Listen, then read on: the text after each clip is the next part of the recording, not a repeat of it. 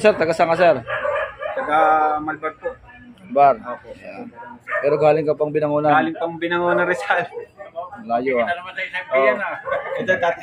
Kaya yung dalawa taga ang gulo yata yun. Taga Kainta. Yun, taga Kainta. Nagkaligaw. Yung mga ano, yung marami. Ayun. Ay mga bossing, TMX 155. Ayun yung makina. Sige, pandarin mo saglit nga. Pakinggan natin.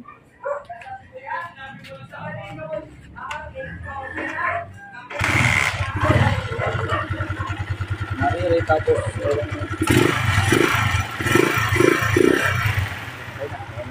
Ayun natin. Maingay.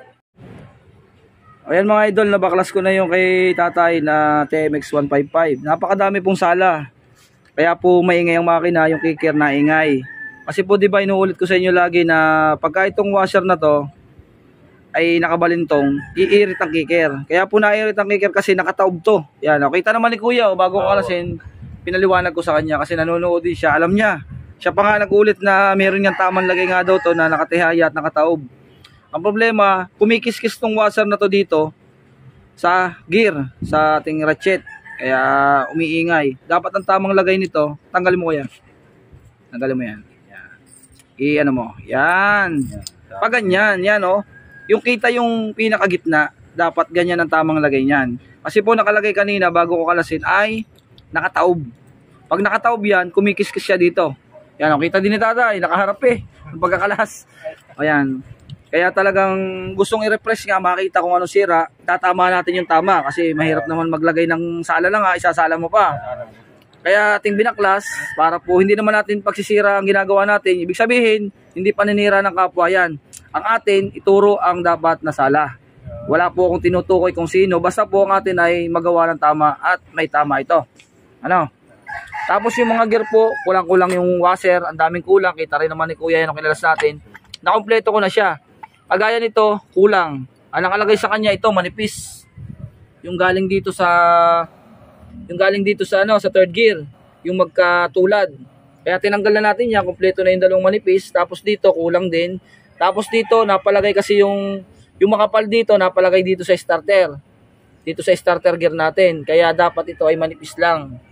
Tapos ang kalagay naman dito ay ito. Yan. Sala po yan mga idol. Tinama na namin. Lahat ang daming kulang na washer. Tinama ko na at kumpleto na siya. Kaya dapat po alam nyo mga piyesa ng TMX 155. Yan po ang buhay niyan. Pag tama yan, tama din. Alam na may-ari na walang problema. Pero pag sumala yan, ng kahit isa, alam niya may problema. Kaya nagpagawa dahil may problema nga. Tapos sa kicker natin, alam nyo na rin, yung pagkakalagay po nung washer, yun na po yun. Kailangan tama yun. Tapos to naman, kaya siya maiging ang andar, gawa po ng timing gear natin, hindi magandang klase yung napapalit. Replacement lang. Tapos papaulit natin tong pagkaka-press dahil po may biyada. Tingnan nyo. Yan o. Yan, pakinggan nyo. Yan. May biyada po, sumasabit. At tingnan nyo yan o. Yung sigunyal. Tamo ko yan yung sigunyal mo. Yan. O. Diba? Ha? Yan, bangkilaw ang ikot o. Yan o. Tamo, yan o. Yan o. Naglalambada. Okay. Okay. Papapress natin para tumama yung alay niyan. Idol, ayos na po. Yung kay tatay na pinoproblema niyang TMX 155. Laging napakahirapan na rin din. Nalaspog ang kicker. Kasi nga salasala yung gawa. Salasala po yung washer. Yan. Tinama ko naman at pinakita sa inyo kung ano yung mga sala na dapat ay itatama natin. Yan. Sana po ay maging aware tayo pagka nagbubuo ng makina. Lahat po ng mga makikita ay ayusin para po hindi pa balik-balik ang customer. Pagaya po nito, nagawa na. Tapos ganun pa rin. Mahirap kasi. Mahirap din gumastos ang gumastos. O yan si tatay, o nakakilala. Tagasan nga sir? Malbar ng Batangas. Ayan. Si kuya. Oh, shout out. Okay na. Pandarin mo nga kuya. Pandarin mo. Para makita nila kung gumanda lang ang andar. Magsipang baby na lang. Basta sipahin mo lang. O yun o. Quality. Basta sinipa lang. Mandar na. Ayan po yung tunog niya, oh, mga idol, oh. Wala na siyang halinging pusa. I-ano mo kuya, i-revolution mo. Oh, ayan, oh. Okay na mga idol. Okay na. ginamit po natin dyan ay pag-brand mga idol. Ito, ganito. Na timing gear, maganda. Walang ingay. Pag-brand po, walang ingay. Yan. Pati po yung sa may kicker, wala lang nasabit. Kasi nga po, sala yung mga washer. Ayan, maraming salamat kuya, tatay, sa pagdayo. Solid, solid.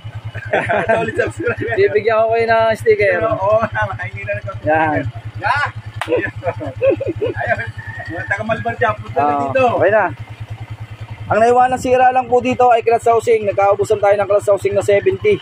Kaya okay lang naman. Alam naman ni kuya na yun lang talaga masama sa kanya, clutch housing. Alright na mga idol.